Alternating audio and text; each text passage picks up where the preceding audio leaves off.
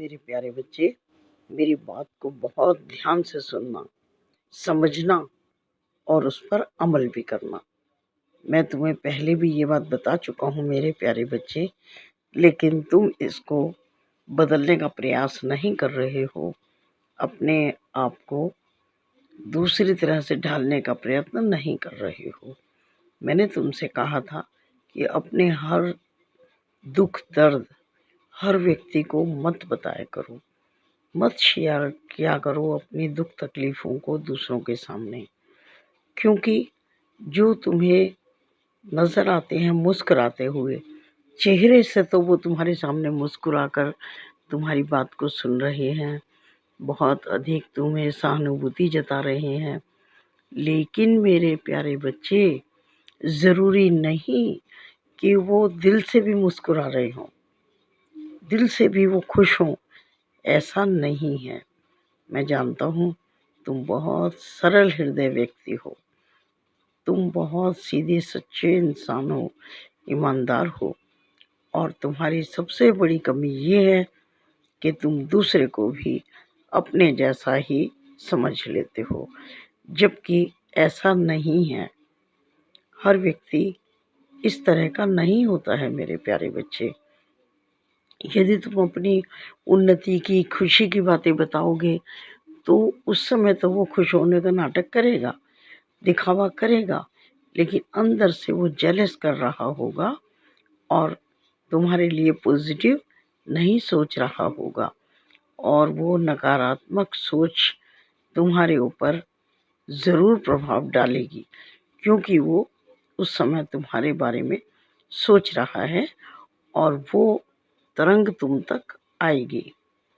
और इसी तरह मान लीजिए कोई दुख की बात आप बता रहे हो, तो आप क्या सोच रहे हो कि वो तुम्हारे दुख से सचमुच दुखी है। हो सकता है अंदर से वो कह रहा हो कि हाँ बहुत बड़ा बनता है, बहुत अपने को समझता है, अब देखो घर में क्या हो गया, देखो इसके साथ क्या हो गया, और हर जगह जा कर के उसकी चर्चा करेगा। तो जो दुख दर्द है तुम्हारा वो कितना गुना बढ़ गया मेरे बच्चे, है ना।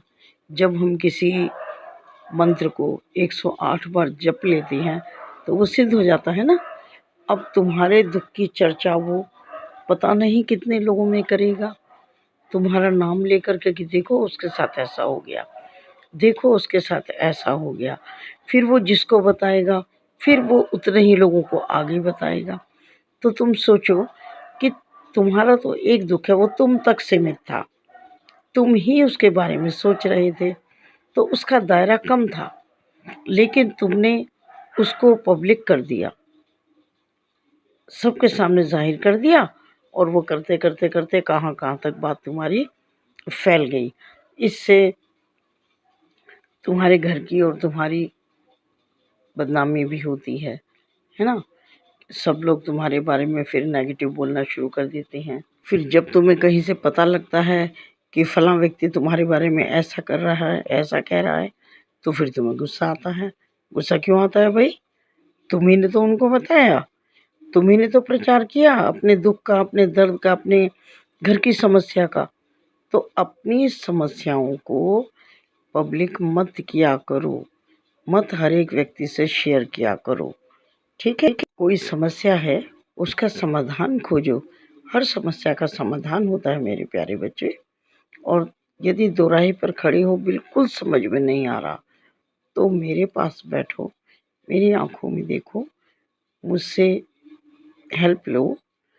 मैं तुम्हें किसी ना किसी रूप में मदद ज़रूर दूंगा, चाहे वो किसी मददगार को भेजूंगा मैं, चाहे मैं स्वयं स्वप्न में आऊँगा, या तुम्हें कोई मैसेज ऐसा भिजवाऊंगा किसी के द्वारा कि तुम समझ जाओगे कि मैंने मदद की। ठीक है मेरे प्यारे बच्चे, समझ गए हो ना। तो अपने दुख को, सुख को इस तरह से सभी लोगों के बीच में नहीं कहना है, ये तुम्हारे लिए ही नुकसानदायक होगा। इसलिए अब आगे से तुम इस बात का बहुत ध्यान रखना मेरे प्यारे बच्चे, और चिंता मत करो, खुश रहो, प्रसन्न रहो, मेरा आशीर्वाद तुम्हारे साथ है।